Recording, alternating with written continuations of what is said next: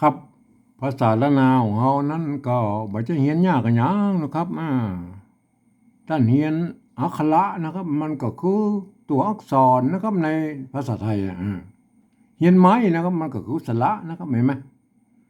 อ่าได้สองอย่างนี้แล้วก็เอามาผสมกันผสมกำกันตามหลักการของภาษาละนานะครับ7 วัน1 เดือนตั้งก็อ่านออกเขียนได้เลยนะครับมันยากนะครับแต่มันจะยากกว่านี้ว่าเราจะเอาไปอวดอู้ให้คนอื่นในหูในหันตัวเนี่ยอันนี้มันยากกว่านี้แล้วครับมันเพราะว่าภาษาละนาของเราเป็นภาษาที่มันตายไปแล้วนะครับมันไม่ได้ใจในทางราชการมาเมินแล้วนะครับมันคนที่เปิ้นเรียนรู้ภาษาละนาเนี่ยมันมีน้อยนะครับเปิ้นอ่านออกเขียนได้นะมันมีน้อยครับเพราะนั้นนะวิธีการที่เราจะไปอวดอู้คนอื่นได้ฮู้ได้หันได้เฮาก็ต้องยืมภาษาอื่นๆนะครับมาปรับเทียบเมื่อมันเป็นอักอักษรละนาเนี่ยก็คือเปิ้นฮ้องว่าปริวัตินั่นแหละครับเห็นไหมอันภาษาที่มันใกล้ๆภาษาไทยหน่อยภาษาละนาของเฮาหน่อยก็คือภาษาไต้ภาษาไทยเนี่ยนะเพราะว่ามันเกิดมาจากที่เดียวแล้วครับคือพ่อขุนรามคำแหงที่เดียวกันนี้แล้วก็ไม่มามันไปทางใต้นะฮะเปิ้นทางอโยธยาพวกก็เอาไปเป็นนั้นเขียนไปเป็นภาษาไทยเห็นไหมอันมาทางเหนือเปิ้นก็เอามาเป็นอักขระแล้วนะเห็นไหมก็เยอะนะครับมันก็เป็นอย่างนั้นนะครับเห็นไหมมันก็ตามยุคตามสมัยนะครับมันก็เปิ้นก็พัฒนาเรื่องภาษากันไปนะครับอันเรื่องปริวัตินะครับเรื่องปริวัติเนี่ยนะครับในโลกเนี่ยเปิ้นก็ใช้หลักการของปริวัติภาษากันทั้งนั้นนะครับเฮาไปดูเลยนะครับมาอย่างเช่นอันเวียดนามเนี่ยเปิ้นมีสงคราม200-300 ปีนะครับเปิ้นบ่สามารถที่จะถ่ายทอดอันภาษายึกๆยือๆอันแบบภาษาจีนนั่นอันเอามาให้ลูกให้หลานเปิ้นแล้วครับเห็นไหม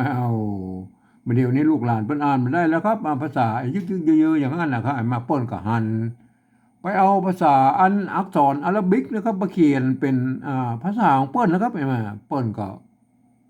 ปรับปรุงเปลี่ยนแปลงนะก็ที่เปิ้นฮ้องว่าปริวัตินั่นล่ะไปใส่จุดใส่หมวกใส่ขีดใส่อันหยังมั่วสะปะสะเปดเลยครับก็เพื่อให้มันได้ตามเสียงของอันภาษาเวียดนามนั่นนะครับเห็นไหมอันนี้คือลักษณะการปริวัตินะครับมันต้องมีปรับปรุงเปลี่ยนแปลงได้นะครับไม่ใช่ว่าเอาของภาษาของมันมาทื่อๆแล้วก็อันเขียนไปย้อนนะครับมันก็ย้อนนะครับมันก็อ่าก็สุดแล้วแต่อันกฎเกณฑ์ของอันภาษาอันของประเทศนั้นๆนะครับเห็นไหมของเผ่าพันธุ์นั้นๆเห็นไหมก็อย่างนั้นเห็นไหมเราไปดูแถวยุโรปแล้วครับเห็นไหมอย่างฝรั่งเศสนะเยอรมันยูเครนรัสเซียเนี่ยอย่างโครเอเชียเนี่ยเปิ้นก็หรือยุโรปอันตะวันออกเนี่ยทั้งหลายแหล่พวกก็เอาอักษรอาหรับิกไปเขียนภาษาของเปิ้นทั้งนั้นนะครับเปิ้นก็ต้องใจปริวัตินะครับเปิ้นต้องใจหลักการปริวัติไปใส่จุดนะใส่2 จุดเปลี่ยนอันใส่หมวกปิ้นก็มีนะครับอย่างอันโครเอเชียเนี่ยเปิ้นใส่หมวกปิ้นบ่เหมือนเวียดนามนะเวียดนามมันใส่กรุ๊ปนะครับหมวกมันจะกรุ๊ปลงมาให้มันกรุ๊ปอะไรไหมอันยูเครนมันหมวกปิ้นมันกรุ๊ปหงายขึ้นข้างบนมันโครเอเชียนะโทษทีเห็นไหมอ่ามันมันก็ลักษณะภาษาของเปิ้นก็ต้องปริวัติแหละครับมันก็จังอี้เห็นไหมอ่าอันภาษาอังกฤษนั่นแหละครับอังกฤษในเปิ้นเอาอักษรอาหรับิกนะครับไปเขียนเป็นภาษาของเปิ้นนะก็เปิ้นบ่ใส่สักอย่างนะล้นๆเนี้ยนะครับเห็นไหมแต่เปิ้นมีกฎเกณฑ์อยู่ว่าเปิ้นสามารถผันเสียงได้กู้เสียงตามบริบทของอันประโยคนั้นๆนะครับอย่างเช่น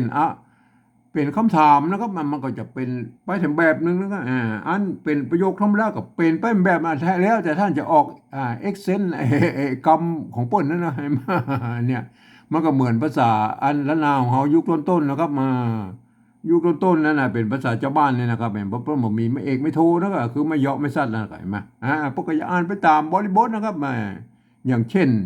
อันไม่เกตัวสะนั่นนะก็อันไม่กิแล้วก็อันตัวกันย้อนถึงลุ่มเนี่ยมันไม่เกือไม่เก๋อนะครับไม่เก๋อเนี่ยเปิ้นก็ว่าเป็นไม่เกือเห็นไหมเปิ้นจะอ่านเสื้อก็ได้นะครับใส่ไม่ขอจ้างนะเปิ้นบ่ใส่ก็อ่านเสื้อหรือจะอ่านเสือเป็นเสียงจัตวาก็ได้เห็นไหมอ่าเสือเป็นจัตวาเปิ้นจะเป็นเสื้อก็ได้หรือจะเป็นอันเป็นเสื้อเป็นเสือนะครับหรือจะ จะใส่ไม่เยาะก็ได้นะเลอเปิ้นบ่ใส่นะไม่เยาะนึกเป็นไม่เยาะก็ได้เสือ มันจะเสือก็ได้มันเสือก็ได้ก็เสือเห็นไหมมันก็แล้วแต่บริบทของเปิ้นเห็นไหมอันนี้คือลักษณะของภาษาที่มันเขียนมาในโลกนี่นะเปิ้นก็ปฏิวัติกันไปอย่างนั้นนะครับเห็นไหมหลักการปฏิวัติภาษานี่นะครับเห็นไหมหลักการปฏิวัติภาษาในผมเองเนี่ยผมได้เน้นนะครับผมได้ใจหลักการของอันสภาวัฒนธรรมมหาวิทยาลัยเชียงใหม่นะครับเปิ้นมีหลักการแล้วก็เปิ้นประชุมกันเมื่ออันปลายปี28นะครับเห็นไหมเปิ้นตกลงกันไว้ว่าอย่างนี้นะครับการที่จะเอาภาษาไทยนะมาเขียนอันเป็นภาษาละนาเนี่ยนะครับหรือที่เปิ้นฮ้องบอกปริวัตินะครับเปิ้นฮ้องว่าเปิ้นตกลงกันไว้ว่าฮื้อกระทำได้อยู่3แบบหรือ3รูปแบบนะครับเห็นไหมแบบที่1นั่นน่ะเปิ้นจะเอาไว้บันทึกในลักษิลาจารึกนะครับเอกสารสำคัญโบราณอันนี้เนี่ยเปิ้นจะเอาอันภาษาไทยเนี่ยไปเทียบเอามานะครับทุกอักขระนะครับทุกไม้ทุกเครื่องหมายนะครับแม้กระทั่งไม่กงไม่กังไหลไม่อย่างมั่วสปะสเปดเอามาหมดนะครับเปิ้นจะเอามาหมดบ่เว้นนะครับอันนี้เปิ้นฮ้องว่ามันละเอียดเกินไปนะเฮาก็บ่ได้ใจนะครับเฮาก็บ่เอาละเฮาบ่อู้ถึงแค่นี้ก็พอนะครับอันเฮาที่เฮาจะใจนั่นก็คืออันแบบที่2นะครับแบบที่2เปิ้นว่าอย่างนี้นะครับเปิ้นบอกว่ายืมเอาอักษรไทยนะครับมาปรับเทียบมาเป็นอักขระละนาตำบลบุญเนี่ยแล้วก็ประกอบกันขึ้นมาแบบภาษาไทยผสมผสานกันไปเห็นไหมถ้ามันสระมันบ่ตรงบ่ตัดกันก็คือบูรณะกำศัพท์ได้นะครับคือมันหน้าตามันออกแบบไทยๆนะครับก็เวลาอ่านนั่นน่ะมันสำคัญนะครับท่านจะต้องนึกถึงว่าเป็นอักขระละนานะครับไอ้ตัวนั้นน่ะคนทั่วไปบ่สามารถเข้ามาอ่านได้ใช่มั้ยมันก็อย่างเงี้ยใช่มั้ยอย่างเช่นละท่านเห็นตัวนี้มันเป็นตัวต่อเต่านะครับเห็นมั้ยถ้าเขียนประกอบในอันภาษาปริวัติละนาแบบที่2แล้วท่านต้องนึกว่าอันนี้เป็นตัวตะนะครับเห็นมั้ยเห็นมั้ยบางครั้งนี่มันอ่านคนที่มันบ่สามารถให้คนทั่วไปมาอ่านได้เพราะว่ามันจะเข้าใจผิดแล้วมันจะบางคำนี่มันจะอ่านมันก็เหมือนกันได้นะครับบางคำมันก็จะผิดเพี้ยนกันไปมันก็เลยเอาไว้ให้คนที่เพิ่นเรียนรู้ภาษาละนามาอ่านแล้วก็อ่านคนทั่วไปนี่ต้องไปอ่านในแบบที่3พุ่นเดี๋ยวเขาก็อุ้มคำนะแบบที่3นะเฮาแบบที่2กันนะครับเอาตัวต่อเต่าเนี่ยมาเทียบเป็นตัวตะนะครับตัวตะนะครับอันตุกะนะครับเนี่ยนั่นตุกะอันไอ้ไม่กงเนี่ยบอกมาตัวละแต่ถ้าเป็นแบบที่1บ่เอามาตัวนั้นก็ไม่กงบ่เอาใส่มาตัวนั้นก็ไม่กงอันนี้เฮาแบบที่2เฮาเอาแค่นี้นะครับอันนี้มันอ่านได้เลยมาอ่านว่าตกนะครับไม่ใช่ตกนะครับอันนี้คนทั่วไปมาอ่านว่าตกมันก็เสียงเอกมันทั่วไปมาได้นะครับต้องอ่านว่าตกนะครับเสียงจัตวาเนี่ยมันเป็นเนี่ยเหมือนคนอื่นได้อ่านเพราะว่ามันจะผิดสำเนียงนะครับอ่านว่าตกนะครับอันนี้เหรออันนี้ตัวตะกับตัวเต่านะครับไม่ยอกับไม่เอกนะไม่กาอันไม่กาก็สระอาเห็นไหมอันนี้เป็นอ่านว่าตาเห็นไหมอันนี้ก็อ่านว่าตาคนทั่วไปก็อ่านว่าตาเหมือนกันก็โอเคมันตรงบางตัวมันก็ตรงแล้วก็บางตัวมันบ่ตรงอันนี้มันตกนะครับเห็นไหมมันตกตาเห็นไหม มันไม่ใช่ตกตานะครับตกตาอันนี้เหรออันนี้ไม่เก๋นะครับไม่เก๋ตัวปะนะครับยืมตัวอันพอพานมาเป็นตัวปะไม่กี้นะครับไม่กี้ไม่เยอะนะครับไม่เยอะอันตัวหางหน้ากับนอนหนูเนี่ยเมื่อคนอื่นได้อ่านเพราะอย่างเพราะว่าอันนี้เปิ้นอ่านว่าเปิ้นตัวปะหรอครับเห็นไหมอันตัวปอนะในภาษาอันละนาเปิ้นมี2ตัวตัวปะนะครับเนี่ยอันนี้ตัวปะเห็นไหมเนี่ยตัวปะเป็นอักษรสูงนะตัวปะเป็นอักษรต่ำได้ไหมเนี่ยอันเสียงโทปกติบ่ใช่ตัวปะเขียนนะเปิ้นเปิ้นใช่ไหมเนี่ยอันบ่ใช่อ่านว่าเพิ่นนะครับอ่านว่าเปิ้นครับเนี่ยบ่อย่ามันบ่คือคนอื่นได้มาอ่านเพราะอย่างเพราะมันจะผิดสำเนียงพะเลิศเจิดจ้าดไปนะครับเอาต่อไปนะครับอันนี้หรออันนี้มันเป็นนะครับไม้เก๋ตัวปะนะครับอันตัวหน้านะครับเห็นไหมเนี่ยเปิ้นมีเก้าอี้ก็เอามาเก้าอี้นะครับเป็นเปิ้นอ่านว่าเป็นตัวปะนะครับไม่ใช่อ่านว่าคนทั่วไปมาอ่านว่าเป็นเนี่ยนะอันนี้มันเป็นนะครับเปิ้นเขียนอย่างนี้นะตั้งแต่โบราณนะเห็นไหมท่านลองไปดูนะครับท่านลองไปดูนะครับเป็น เป็นในกรรมโบราณเนี่ยพวกเขียนมาตัวอี้นะไงมาเป็นไงมาเนี่ยท่าน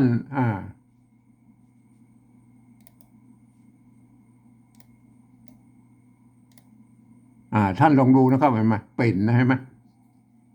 อันเนี้ยเป็นในโบราณเห็นไหมป้นไม่เก๋ตัวปะนะครับห่างหน้าเห็นไหม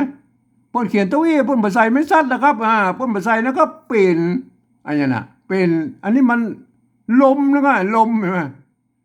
เป็นลมเนี่ยอันนี้เป็นนะป้นภาษาไม่สั้นนะครับอย่าไปเอาไม่สั้นมาใส่นะครับมันเป็นอยู่แล้วอันไม่เก๋เป็นสระเสียงยาวตัวปะนะครับเห็นไหมสะกดด้วยตัวหน้ามันเป็นนะครับแต่ยกเว้นมันถ้ามันเป็นกะดะบะนะครับมันก็จะเป็นเสียงเอกนะครับสะกดด้วยอันกะมันก็เปกนะครับสะกดด้วยตะอันสะกดด้วยดะมันก็เปดนะครับเป็นเสียงเอกใช่ไหมอันนี้มันเสียงจัตวาเป็นนะครับเป็นลมอันนี้หรออันนี้ท่านอ่านต้องอ่านว่ามันแบบมีไม่โทนะครับแบบนี้เนี่ยเป็นลมก้อนนะครับในก้อนไหนมานั่นนะท่านต้องอ่านให้มันเป็นนะครับเป็นลมก้อนในนะครับในอันนี้มันหรออันนี้มันแบบมีไม่โทใช่ไหมอ่านในต้องนะครับเป็นลมก้อนในต้องใช่ไหมเนี่ยมันเป็นอย่างนี้นะเนี่ยอันนี้เป็นภาษาอันยุคต้นๆนะโบราณนะครับใช่ไหมท่านก็พอดีนะครับเนี่ยเป็นยุคต้นๆนะเปิ้นเป็นเนี่ยเปิ้นภาษาไม่สั้นนะครับเฮาก็อย่าไปเวลาเขียนภาษาละนาก็อย่าไปใส่ไม่สั้นเลยเวลาปริวาสเฮาก็บ่ต้องไปใส่อย่างนี้นะแม่นบ่ต้องไปอันบูรณะคำศัพท์เปิ้นอย่างนี้นะครับ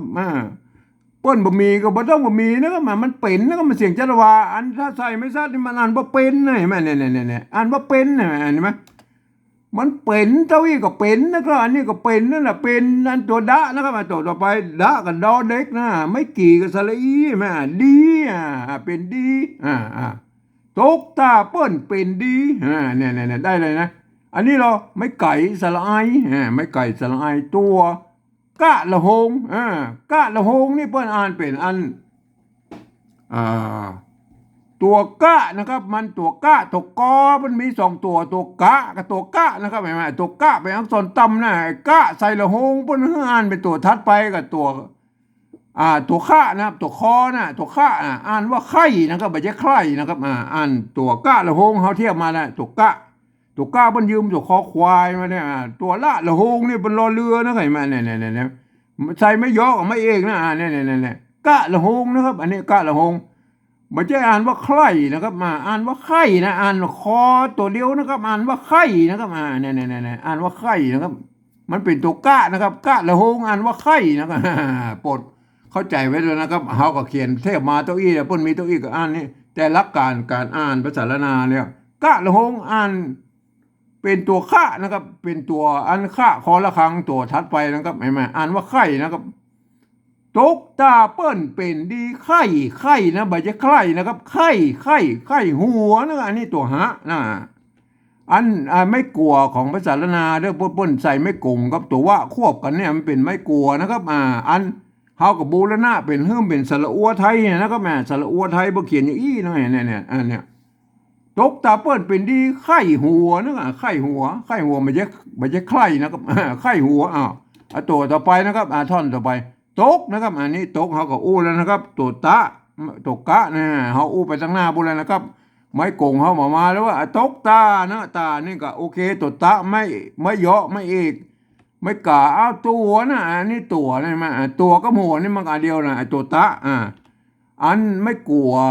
กบูรณะมันเป็นไทยนะครับสระอัวไทยนะเนี่ยตัวเป็นเขาก็อู้เด็กเกี้ยเพิ่งเขียนเต้าอี้นะเขาก็เขียนไปตัวอันนะครับมา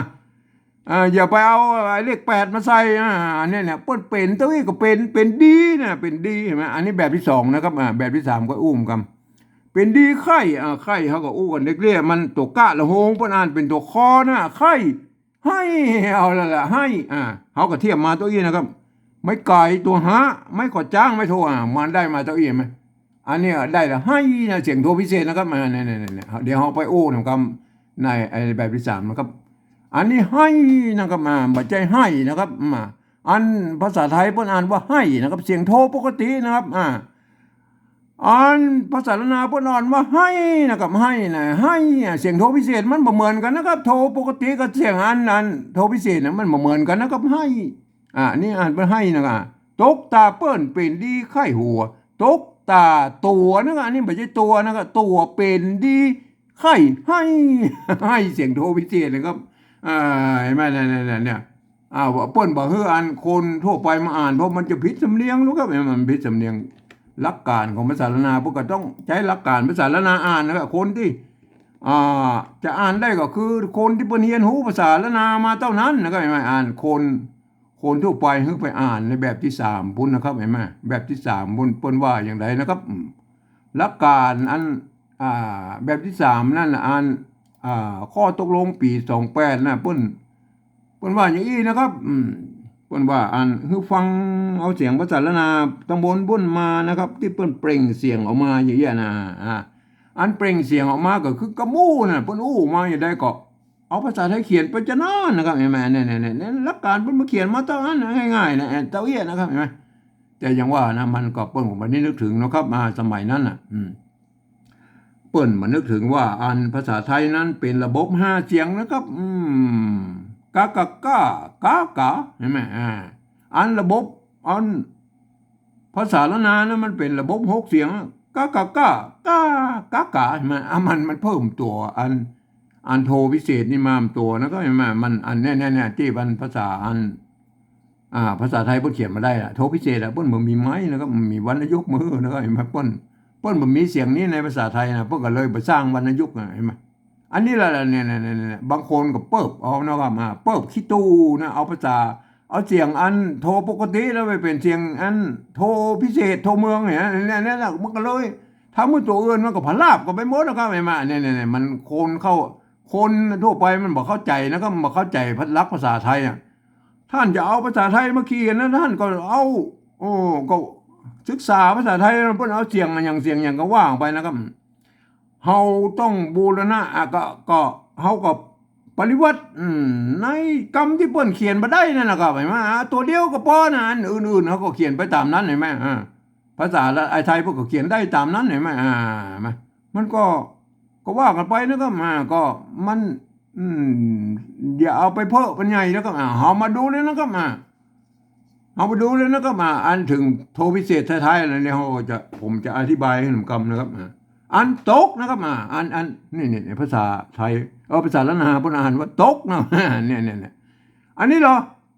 อันนี้พวกอ่านว่าตกนะตัวตะนะตัวกะเห็นมั้ยอันเห็นมั้ยพวกอ่านว่าตกนะตกนะเสียงจัตวาอันรูปเหรออันรูปมันภาษาไทยเขียนนะครับเพิ่นอ่านว่าตกเสียงเอกเพิ่นอ่านภาษาไทยเพิ่นอ่านว่าตกนะครับตกเห็นมั้ยถึงมันเป็นตกได้ก็ใส่ไม่จัตวานั่นตกครับอันนี้มันอาจจะมามีในภาษาไทยนะครับไอ้การที่ใส่อย่างในภาษาไทยตกนั่นเขาก็ใช้หลักการในแนวเดียวของอันภาษาเวียดนามบ่น่ะเห็นมั้ยเพิ่นเอาภาษาอันอาราบิกมาเขียนเพิ่นใส่หมวกใส่จุดใส่ขีดใส่หมวกสะบะสะเบดที่มันบ่มีในอันภาษาอันอักษรอาราบิกนั่นน่ะเห็นมั้ยเพิ่นก็เอามาเขียนเพิ่นก็ใส่เครื่องหมายไปสะบะสะเบดแล้วเฮามันได้ตามเสียงของภาษาละนาฮอก็เหมือนกันนะครับแม่ๆเนี่ยมันบ่ได้ตามเสียงของภาษาละนาครับเฮาไม่ใช่ใส่จุดใส่หมวกอันหยังแล้วครับเฮาบ่มูกมาใส่ขีดนั่นละเฮาก็ยืมเอาอันวรรณยุกต์ไทยน่ะมาใส่อันไม้อันนี้วรรณยุกต์อันจัตวาเนี่ยมาใส่ก็อ่านว่าตกนะครับอ่านว่าตกก็โปรดเข้าใจไว้ด้วยนะครับตกตาอันนี้เหรอภาษาไทยพวกก็อ่านภาษาละนาพวกก็ตาเสียงเอกนะครับอันแบบที่2แล้วก็แบบที่2พวกอ่านว่าตาใช่มั้ยเสียงเอกอันแบบไทยเนาะแบบไทยก็อ่านว่าตาใช่มั้ยเมื่อมันหัดเหมือนกันแล้วเฮาก็บ่ต้องมายุ่งมันนะครับ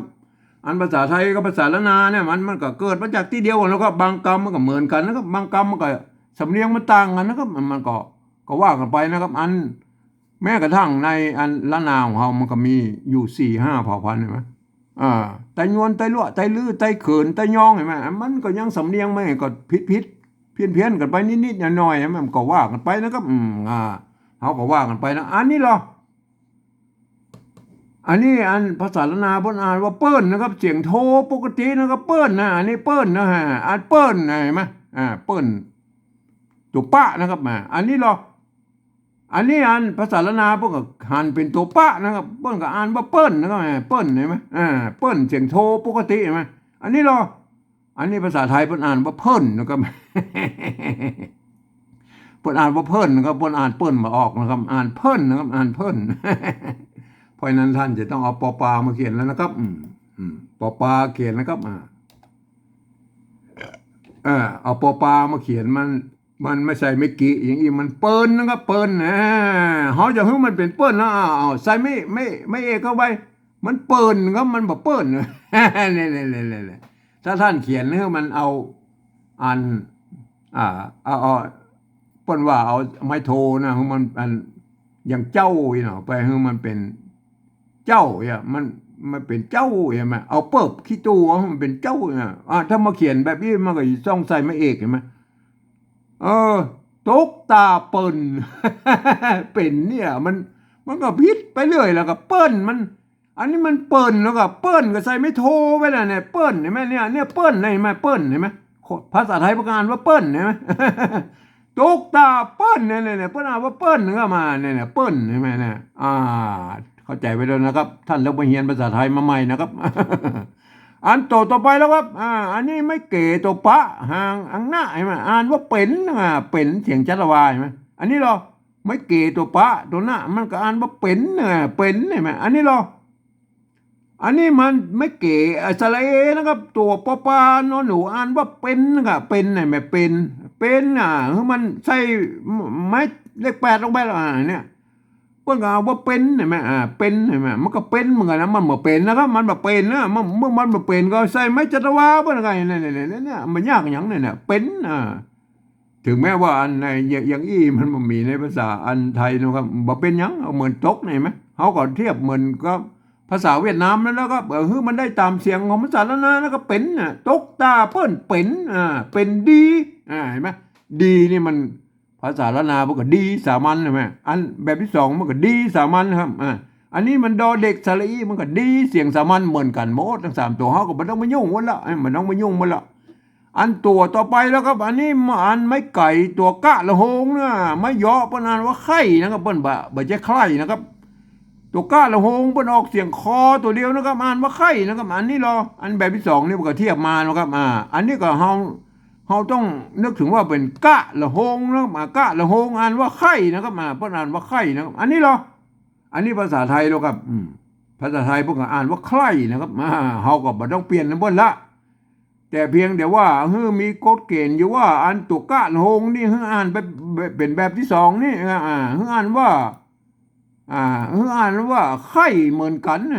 ใจกฎเกณฑ์เดียวกันอ่านแล้วก็ไม่ไข่นะตัวกะละโหงอ่านว่าไข่นะครับก็ต้องเป็นอย่างนั้นนะครับอันนี้อันนี้ไม่กลัวอ่านว่าหัวนะครับอันนี้อันนี้ตัวไม่กลัวเหมือนกันอันนี้เนี่ยอ่านว่าหัวนะครับอันนี้อันนี้ตัวหอหีบสระอูอ่านว่าหัวเหมือนกันมันเหมือนกันก็แล้วไปนะครับเหมือนกันก็แล้วไปอันนี้ตกนะครับอันนี้ก็ตกอันนี้มันตกครับอันนี้มันตกอ่านภาษาไทยนะเฮาก็ใส่ไม้จัตวามันตกตานะครับตาภาษาละนาเปิ้นตานะครับอันแบบที่2ก็ตานะแบบไทยก็ตามันเหมือนกันก็แล้วไปนะครับอันนี้อันนี้มันภาษาละนาเปิ้นอ่านว่าตัวนะครับตัวเสียงจัตวาอันนี้แบบที่2เพิ่นอ่านว่าตัวมันตัวตะไม่กลัวแล้วครับอ่านว่าตัวตามภาษาละนาทางบนครับอันนี้อันนี้เอาหลักภาษาไทยอ่านว่าตัว เสียงสามัญใช่ไหมเนี่ยอ่านว่าตัวก็อ่านว่าตัวก็ใส่ไม่จัตวาบ้างเนี่ยตัว ได้นะตัวใช่ไหมตัว อันนี้อันนี้อ่านเป็นใช่ไหมเป็นในภาษาละนาอ่านว่าเป็นเสียงจัตวานะครับอันแบบที่2นี่เพิ่นเทียบมาก็ตัวปะหางหน้าใช่ไหมอ่านว่าเป็นเสียงจัตวาอันนี้อันนี้ภาษาไทยเพิ่นอ่านว่าเป็นนะครับเขาใส่ไม้จัตวาบ่เนี่ยก็เนี่ยเป็น เป็นอันนี้ดีใช่ไหมภาษาดีอันแบบที่2ก็ดีใช่ไหมแบบที่3ก็ดีมันเหมือนกันก็แล้วไปไข่นะครับไข่นี่ก็ไปเรื่อยๆตัวกะละโหงอ่านเป็นตัวคะตัวเดียวนั่นก็อ่านว่าไข่นะครับนี่ก็เหมือนกันเทียบมาก็อ่านว่าไข่นะครับอันนี้ก็ใช้ลักษณะการอ่านแบบที่2นะครับอนุโลมให้มันเป็นแบบที่2แล้วอ่านว่าไข่นะครับต้องอ่านว่าไข่นะครับเอาแล้วมาถึงตัวอันให้และเสียงโทพิเศษอะไรมาอันนี้ อันนี้อันอ่าไม่ไก่ตัวหาไม่ขอจ้างเพิ่นอ่านว่าให้นะครับอย่าไปให้ฮือๆนะครับให้นะแม่ให้เสียงโทพิเศษนะครับอันแบบที่สองแล้วมันตัวหาไม่ไก่ไม่ขอจ้างอ่านว่าให้เหมือนกันเนี่ยมาเต้ากันเลยนะแม่เต้ากันอันลุ่มเหรออันลุ่มเอาเขียนด้วยภาษาไทยต้องอ่านเอาหลักการภาษาไทยอ่านนะครับไม่สระอายตัวหอหีบไม่โทนะครับอ่านว่าให้นะครับเนี่ยเนี่ยอ่านเสียงโทปกตินะครับเนี่ยเอามาดูเลยนะครับเอามาดูเลยนะครับเอามาดูนะครับอันภาษาอันอ่าภาษาอันไทยไหมไหไหอันนี้ไหนะครับไหเสียงจัตวาไหใช่ไหมอันนี้มันไหใช่ไหมให้ไหมให้ให้เสียงโทพิเศษแล้วให้มันมีนะครับอันนี้มันมีให้นะครับเห็นไหมให้เห็นไหมแล้วก็มาให้มันมีแล้วเพราะว่าอันนี้มันมีเอาเจอมันเป็นให้เนี่ยได้ครับเห็นไหมเนี่ยเจอมันเป็นให้ละเจอมันเป็นให้แล้วมันมาได้อะไรไหมเอามาดูอันตัวนี้ดีกว่ามันจะชัดดีนะครับเอามาดูตัวนี้นะครับอันกานะครับกาเอามาดูตัวนี้แล้วก็มันจะชัดเลยนะครับกานะครับเอามาดูตัวนี้กานะครับเห็นไหมกานะครับกากาเสียงสมานแล้วกาเสียงเอกนะครับอันนี้มันก้านะครับเห็นไหมก้าเนี่ยเสียงใส่ไม่โทมันก้ามันแบบมีนะครับในภาษาอันภาษาอันไทยมันแบบมีก้ามันแบบมีมันเป็นใส่ไม่ตีมันก้าไปเลยเห็นไหมก้าไปเลยก้าไปเลยแล้วก็กาเห็นไหมอันภาษาละนาเปิ้นมันมีอย่างอี้นะครับเห็นไหมภาษาละนาเปิ้นมีอย่างอี้ไหมภาษาละนาเปิ้นมีกานะครับกาเสียงภาษาละนาเปิ้นมีกาอันนี้มันก็ก้าอันนี้เนี่ยก้าใช่ไหมแล้วก้าเนี่ยแหละก้ามันก็บ่มีในภาษาไทยมาเขียนแล้วก็เขาก็บูรณะคำศัพท์พวกมันเนี่ยก็คือปริวัตินั่นนะครับแบบภาษาเวียดนามน่ะเขาก็เอาเนี่ยในผมส่วนตัวแล้วผมก็เอาจุดไว้ก้าเห็นไหมอันนี้เขาบ่ต้องมายุ่งมันคงตัวไอเสียงโทปกติเห็นไหมเขามาปริวัติตัวนี้ตัวเดียวก้าเนี่ยที่อันภาษาไทยเพิ่นเขียนมาได้เนี่ยตัวละกลางเนี่ยไหมอันตัวที่ภาษาไทยเพิ่นเขียนมาได้เนี่ยก้าเนี่ยไหมเพิ่นเขียนมาได้แล้วก็เขาก็บูรณะคำศัพท์บนก้าตัวนี้ไหมก้าเป็นเสียงโทพิเศษได้ไหมเนี่ยเห็นไหมก้าอันก้าเนี่ยมันเท่ากันนะก้าเนี่ยมันเสียงตีเท่ากันไหมกาเป็นเสียงตีเท่ากันกับกานี่มันก็เท่ากันไหมเขาก็ไม่ต้องมายุ่งเพราะมันเมื่อมันเท่ากันแล้วเขาก็มันยุ่งตัวเดียวเนี่ยนะไอ้กาเนี่ยบางคนก็เอาอันนี้ไปเปิบคือมันเป็นอันเสียงเอามาเปิบมาเป็นเสียงนี่นะก็คือขี้ตูมันเป็นเสียงโทพิเศษนี่นะแล้วก็ทำยังไงหรออันเสียงอันอื่นๆมันก็พลาบก็ไม่ว่าแต่อย่างเช่นไอ้ตัวเปิ้ลก็เปิ้ลไหนมาที่ผมยกตัวอย่างเปิ้ลเห็นไหมผมเองได้ใช้จุดประดับไว้นะครับในภาษาอันการปริวัติไอ้ภาษาอันละนาน่ะอันเสียงที่เปิ้ลบ่มีนี่ก็เขาก็ดัดแปลงตัวนั้นวัดประสิงห์เปิ้ลใช้เป็นอักษรเอียงนะครับแล้วเปิ้นฮ้องว่าตีเพี้ยนนะครับมันก็อันเสียงเดียวกันนั่นนะครับมันก็คือเสียงเนี่ยระหว่างเสียงโทปกติจนถึงเสียงตีเนี่ยมันก็อยู่กึ่งกลางเนี่ยที่มันบ่มีในเสียงภาษาไทยนั่นแหละแม่เปิ้นก็เอาเป็นเสียงอันเป็นตัวเอียงนะครับในวัดประสิงห์พวกก็เป็นตัวเอียงพวกก็เข้าใจนะครับว่ามันบ่มีในภาษาไทยพวกก็ใช้ตัวเอียงแทนนะครับบนห้องว่าตีเพี้ยนจะห้องตีเพี้ยนหรือโทเมืองโทพิเศษมันก็คือเสียงโทนั่นแล้วก็ไปมาท่านโปรดเข้าใจไว้ตัวนะครับไม่มาเนี่ยถ้ามาอันท่านก็ไปอันก็อันอื่นตัวอื่นๆมันก็จะพลาบกับไปหมดนะครับผมเองก็ เอาจุดใส่นะครับไข่ให้มันเสียงโทพิเศษก็เอาจุดประดับไว้อย่างนี้นะครับให้ได้เลยไหมอันนี้เหรออันเนี้ยเนี่ยแบบที่สองนี่เปิ้นไม้ไก่ตัวหานะครับไม้ขอจ้างนะครับให้เปิ้นอ่านว่าให้นะครับไม่ใช่ให้นะครับให้เสียงโทพิเศษอันนี้เหรอเมื่อมีจุดแล้วปั๊บอ่านว่าให้เนี่ยมันเฮาก็อันที่เปิ้นเขียนมาได้เนี่ยเฮาไปอันเปิ้นฮ้องว่าปริวัติตัวนั้นตัวเดียวนะครับโดยการใส่จุดใส่หมวกใส่กุ๊บเหมือนอันนั้นเวียดนามมันเฮาก็ใช้หลักการของเปิ้นนั่นแหละครับเอาตัวเดียวนะครับอันตัวอื่นนั้นที่อันเปิ้นเขียนได้อย่าไปยุ่งของเปิ้นมันอย่าไปยุ่งของเปิ้นนะครับอย่าไปเข้าใจผิดนะครับโอเคนะครับเห็นไหมอันเนี้ยถึงแม้ว่าท่านจะเป็นอันฝรั่งมังค่ามานะครับถ้าเรียนภาษาไทยมาแล้วก็อ่านไปตามนี้นะครับอ่านไปตามนี้นะตามหลักภาษาไทยนะเห็นไหมยกเว้นนะครับมันมีข้อยกเว้นว่าอันคำที่มีจุดนี่อ่านออกเสียงโทพิเศษนะครับเห็นไหมคำที่อันเป็นอยอ่านเป็นยอยักษ์ไทยนะครับคำที่เป็นยอตัวเดียวเนี่ยอ่านเป็นยอนะครับตัวเนี้ยนะครับเป็นตัวยอยักษ์ละนานะครับแล้วท่านจะได้สำเนียงเชียงใหม่ไตยวนไปเลยนะครับไตยวนนะครับเชียงใหม่นะฮะท่านก็อ่านเลยนะครับอ่านว่าอย่างอี้นะครับตกตาเปิ้นเป็นดีไข้หัวตกตาตัวเป็นดีไข้ให้แม่ก็อ่านได้สำเนียงอย่างอี้นะครับอันแบบที่สองนี่ท่านจะต้องเป็นคนที่เรียนรู้ภาษาละนามาอ่านนะครับถ้ามาอ่านมันจะผิดสำเนียงเสียงอันภาษาละนานะครับเพราะฉะนั้นท่านอ่านแบบภาษาละนานะครับแบบที่สองเนี่ยอันแบบที่สามนี่อ่านแบบภาษาไทยนะครับมันเป็นอย่างนี้นะแบบที่สองนี่อ่านโดยหลักการของภาษาละนานะเพราะจะหันว่าอันนี้เป็นตัวตะตัวกะตัวปะใช่ไหมตัวปะใช่ไหมตัวดะใช่ไหมตัวกะละโฮงใช่ไหมอย่างเงี้ยเปิ้นจะอ่านเป็นอย่างเงี้ยเปิ้นอ่านเป็นอันแบบภาษาละนานะครับหลักการของภาษาละนาเปิ้นอ่านว่าตกตาเปิ้นเป็นดีไข้หัวตกตาตัวเป็นดีไข้ให้อันนี้คือเปิ้นบอกอ่านคืออ่านแบบภาษาละนานะแล้วเปิ้นบ่คือคนอื่นมาอ่านเพราะเหตุใดล่ะครับเห็นไหมก็เพราะเห็นว่าอันเปิ้นเอาเขียนไว้กำกับอันภาษาอันละนาทางบนบ่ได้นะครับเพื่อว่าอันภาษาละนาทางบนเพิ่นสูญหายไปเพิ่นก็เอา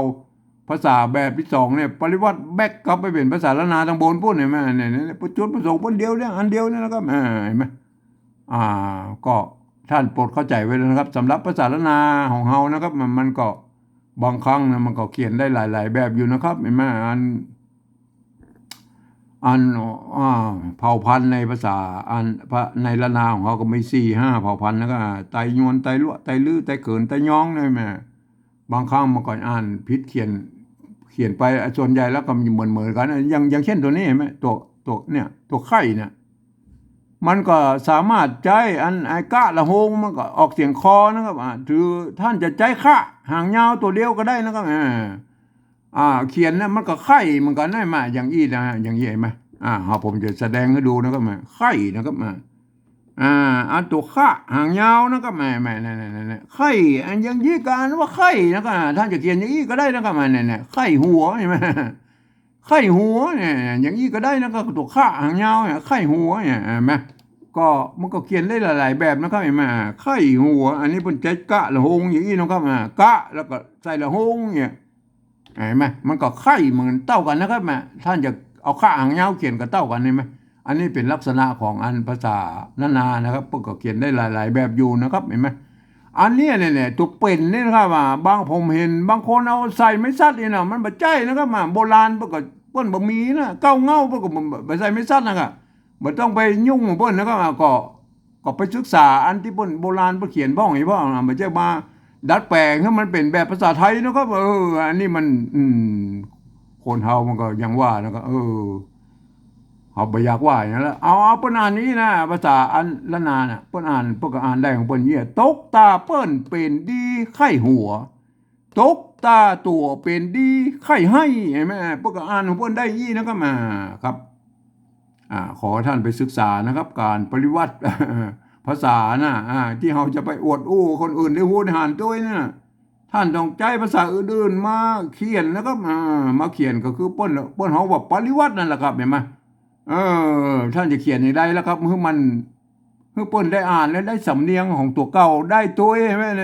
นี่ยท่านไปกึดเอาคนเดียวนะครับครับวันนี้ผมก็ขอบรรยายเพียงแค่นี้นะครับ